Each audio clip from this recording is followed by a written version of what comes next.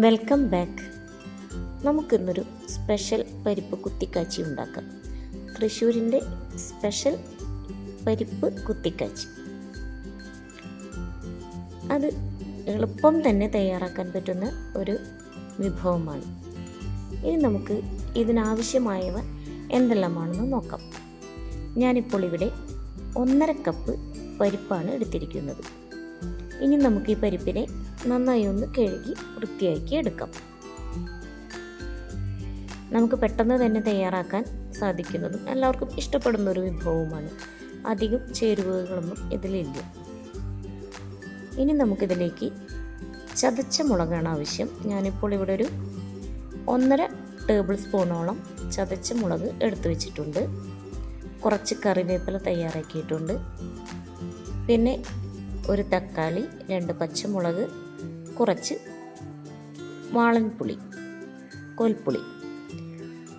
ഇത് നമുക്ക് കുറച്ച് നേരം വെള്ളത്തിൽ കുതിർത്ത് വെക്കേണ്ടതുണ്ട്. ഒരു നാരങ്ങ വലുപ്പത്തിലുള്ള പുളിയാണ് ഞാനിവിടെ എടുത്തിരിക്കുന്നത്. പുളിയുടെ അളവ് ഓരോരുത്തർക്കും അവരവരുടെ ഇഷ്ടത്തിനനുസരിച്ച് എടുക്കാവുന്നതാണ്. തക്കാളിയും പുളിയും 2 പുളിയും എടുക്കുന്നുണ്ട്. അതുകൊണ്ട് ഓരോരുത്തർക്കും ഇഷ്ടപ്പെടുന്ന പുളി ഏതാണോ അതിനനുസരിച്ച് നമുക്ക് തയ്യാറാക്കി എടുക്കാവുന്നതാണ്. അതുപോലെ തന്നെ പച്ചമുളകിൻ്റെ എണ്ണത്തിലും മാറ്റങ്ങൾ വരുത്താവുന്നതാണ്. ഇനി നമുക്ക് ഒരു പാത്രമെടുത്ത് അതിലേക്ക് ഈ പുളി കുറച്ച് നേരം കുതിർക്കാനായി വയ്ക്കാം. ഒരു നെല്ലിക്ക വലുപ്പത്തിലുള്ള പുളിയാണ് ഞാനിപ്പോൾ ഇവിടെ എടുത്തിരിക്കുന്നത്, അല്ലെങ്കിൽ ഒരു ചെറുനാരങ്ങ വലുപ്പത്തിൽ ഉള്ള പുളി. ഇനി നമുക്കിവ അല്പം ചൂടുവെള്ളത്തിൽ കുതിർത്ത് വയ്ക്കാം. ചൂടുവെള്ളമാകുമ്പോൾ പെട്ടെന്ന് തന്നെ ഇവ കുതിർന്ന് കിട്ടും.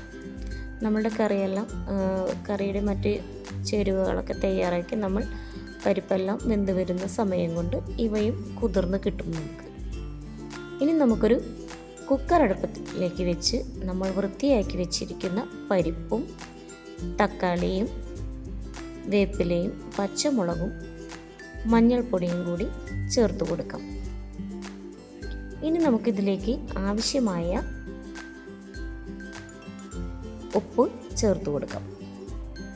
ഇനി ഇവയെല്ലാം കൂടി വേവാൻ ആവശ്യമായ വെള്ളവും ചേർത്ത് കൊടുക്കാം.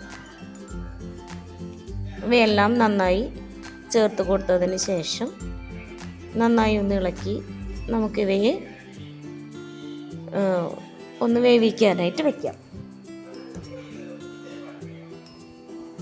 കുക്കറെല്ലാം ഒന്ന് അടച്ചു വെച്ച് നമുക്കിതൊന്ന് വിസിലടിപ്പിക്കാനായിട്ട് വെക്കാവുന്നതാണ്.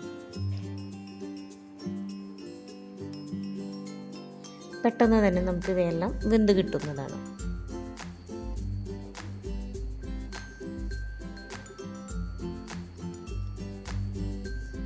ഇനി നമുക്കിവയെ അടച്ചു വെച്ചൊന്ന് വേവിച്ചെടുക്കാം. ഒരു വിസിലെല്ലാം മതിയാവും, ഇല്ലെങ്കിൽ പരിപ്പ് പെട്ടെന്ന് വെന്ത് ഉടഞ്ഞു പോകും. ഇനി നമുക്ക് നമ്മളുടെ പരിപ്പെല്ലാം എന്തായി എന്ന് നോക്കാം. ഇപ്പോൾ ഇവിടെ പച്ചമുളകും പരിപ്പും തക്കാളിയും എല്ലാം നന്നായി പാകത്തിന് വെന്ത് വന്നിട്ടുണ്ട്.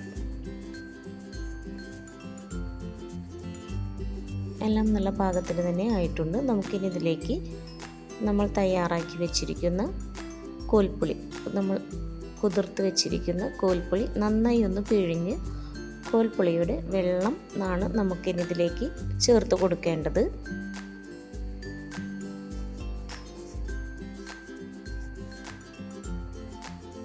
നല്ല കട്ടിക്ക് കോൽപ്പുളി പിഴിഞ്ഞ് ഒഴിക്കേണ്ടതുണ്ട്. ഇനി നമുക്ക് ഈ പരിപ്പിലേക്ക് നമ്മൾ തയ്യാറാക്കി വെച്ചിരിക്കുന്ന കോൽപ്പുളിയുടെ വെള്ളം ചേർത്ത് കൊടുക്കാം.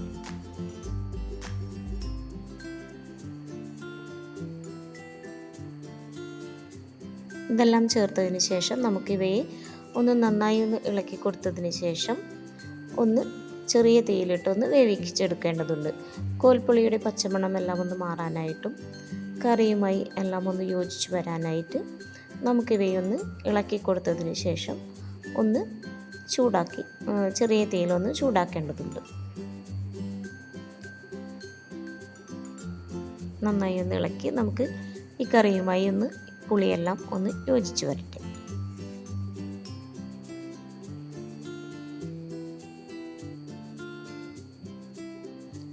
ഇനി നമുക്കിതിലേക്ക് താളിപ്പിനുള്ള ചെറിയ ഉള്ളി നമ്മളിവിടെ തയ്യാറാക്കി വെച്ചിട്ടുണ്ട്. ഒരു പിടി ചെറിയ ഉള്ളി നമ്മളിവിടെ തയ്യാറാക്കി വെച്ചിട്ടുണ്ട്. അവ നമുക്കൊന്ന് ചതച്ചെടുക്കേണ്ടതുണ്ട്. ചതച്ചെടുത്തതിന് ശേഷം നമുക്കൊരു പാൻ അടുപ്പിലേക്ക് വെച്ച് അവയൊന്ന് ചൂടായി അതിലേക്ക് ആവശ്യത്തിനുള്ള വെളിച്ചെണ്ണയും കൂടി നമുക്ക് ഒഴിച്ചു കൊടുക്കാം. വെളിച്ചെണ്ണയൊന്ന് നന്നായി ഒന്ന് ചൂടായി വരുമ്പോൾ നമ്മൾ തയ്യാറാക്കിയ ഉള്ളി ചതച്ചത് നമുക്ക് ഇതിലേക്ക് ഇട്ട് കൊടുക്കാവുന്നതാണ്. ഉള്ളിയെല്ലാം ഇട്ട് കൊടുത്തതിന് ശേഷം നമുക്ക് ഉള്ളി നന്നായി ഒന്ന് ഇളക്കി കൊടുക്കാം. ഇല്ലെങ്കിൽ പെട്ടെന്ന് തന്നെ കരിഞ്ഞു പോകും.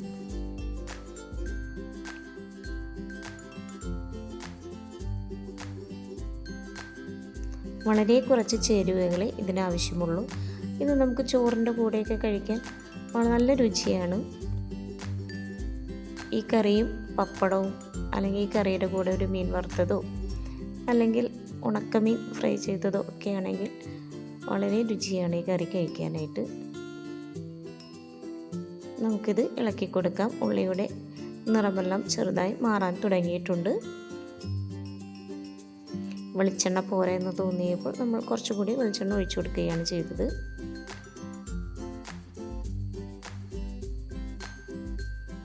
ഇനി നമുക്ക് വേഗം നന്നായി ഇളക്കി കൊടുക്കാം. അപ്പോൾ പെട്ടെന്ന് തന്നെ ഇനി ഉള്ളിയുടെ കളറെല്ലാം മാറിക്കിട്ടും. ഇനി നമുക്കിതിലേക്ക് ചേർത്ത് കൊടുക്കേണ്ടത് നമ്മൾ നേരത്തെ തയ്യാറാക്കി വെച്ചിരിക്കുന്ന ചതച്ച മുളകാണ് ഇതിലേക്ക് ചേർത്ത് കൊടുക്കേണ്ടത്. ഞാനിപ്പോൾ ഇവിടെ ഒരു 1.5 ടേബിൾ സ്പൂണോളം ചതച്ച മുളകാണ് ഇട്ട് കൊടുക്കുന്നത്. നമ്മൾ ആദ്യം തന്നെ പച്ചമുളകും ചേർത്ത് കൊടുത്തിട്ടുണ്ട്. ഇനി പച്ചമുളകിന് പകരം മുളക് പൊടി വേണമെങ്കിൽ നമുക്ക് ചേർത്ത് കൊടുക്കാവുന്നതാണ്. അപ്പോൾ ഞാൻ പച്ചമുളക് ചേർത്തത് കൊണ്ട് നമ്മളുടെ ചതച്ച മുളക് ഇപ്പോൾ ഒരു 1.5 ടേബിൾ സ്പൂണോളമാണ് ചേർത്ത് കൊടുക്കുന്നത്.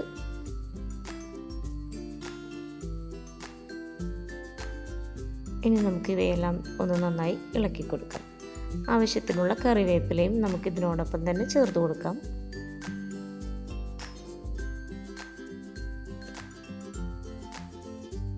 ഇനിയൊന്ന് നന്നായി ഇളക്കി കൊടുക്കാം നമുക്ക്. ഇല്ലെങ്കിൽ ഉള്ളിയെല്ലാം പെട്ടെന്ന് കരിഞ്ഞു പോകും. ഇനി നമുക്ക് ഈ മുളകിൻ്റെ കുത്തെല്ലാം മാറുന്നത് വരെ ഒന്ന് നന്നായി ഇളക്കി കൊടുക്കാം. മുളകെല്ലാം അതിൻ്റെ ചൂടെല്ലാം ഒന്ന് തട്ടി ഒന്ന് വെന്ത് വരട്ടെ. ഇപ്പോൾ നമ്മളുടെ ഉള്ളിയുടെ നിറമെല്ലാം മാറാൻ തുടങ്ങിയിട്ടുണ്ട്. മുളക് കരിഞ്ഞു പോവാതെ നോക്കണം.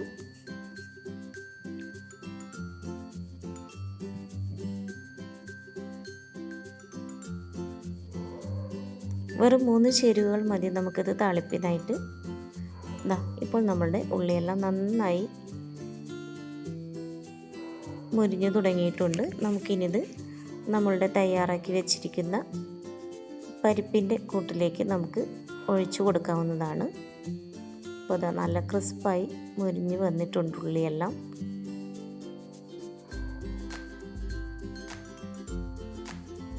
വളരെ ചെറിയ തീയിലാണിത് തയ്യാറാക്കുന്നത്.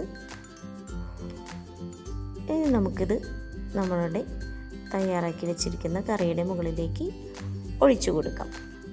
എന്നിട്ടൊന്ന് 1 മിനിറ്റ് അടച്ചു വയ്ക്കും.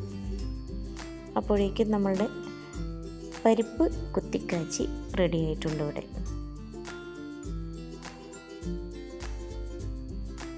ഇങ്ങനെ ചെയ്ത് നോക്കാത്തവരുണ്ടെങ്കിൽ ഒന്ന് ചെയ്ത് നോക്കുക. പെട്ടെന്ന് തന്നെ തയ്യാറാക്കി എടുക്കാൻ പറ്റുമല്ലോ നമുക്ക്. വളരെ കുറച്ച് സാധനങ്ങൾ മതി. നമ്മളുടെ കയ്യിൽ എപ്പോഴും ഉണ്ടാവുന്ന വളരെ കുറച്ച് ഇൻഗ്രീഡിയൻസ് ഇതിനാവശ്യമായിട്ടുള്ളൂ. ഇനി നമുക്കിത് അടച്ചു വെച്ചതിന് ശേഷം ഇനി നമുക്കൊരു സർവിംഗ് ബൗളിലേക്ക് പകർത്താവുന്നതാണ്.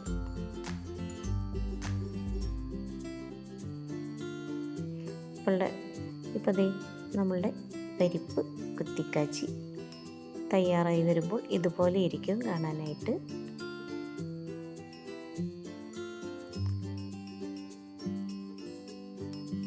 എന്തായാലും എല്ലാവരും ഒന്ന് ട്രൈ ചെയ്ത് നോക്കണം. നമ്മുടെ ചോറിൻ്റെ കൂടെയൊക്കെ സൂപ്പറാണ്. നമുക്ക് ചപ്പാത്തിയുടെ കൂടെ കഴിക്കാനും നല്ല ടേസ്റ്റാണിത്. അപ്പോൾ ഇനി വേറൊരു റെസിപ്പിയുമായി വരാം. Thank you.